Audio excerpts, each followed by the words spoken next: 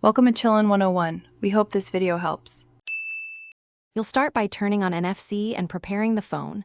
Open Settings, tap Connected Devices, then toggle NFC on. You do this first because NFC must be active before any tag read or write attempt. Once done, make sure your phone isn't in power saver mode, since that can limit NFC scanning. Also restart the phone if you just updated Oxygen OS. This clears NFC service states and ensures reliable detection. Next, open an NFC utility app and pick Read or Scan. You'll hold the tag to the upper middle back of the Nord 4 and wait for a vibration or on-screen confirmation. This location aligns with the internal antenna. If writing, select NDEF, enter the payload, then press Write. The app will validate tag capacity and type. Make sure you choose the correct record type.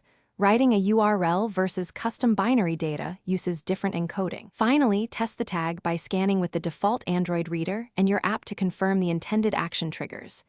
If you need permanence, use the app's lock feature. But remember, locking is irreversible, so only lock when certain.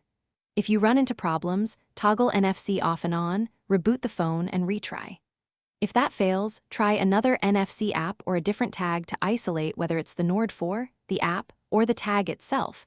This narrows troubleshooting fast. Thanks for watching. Consider subscribing if we helped you.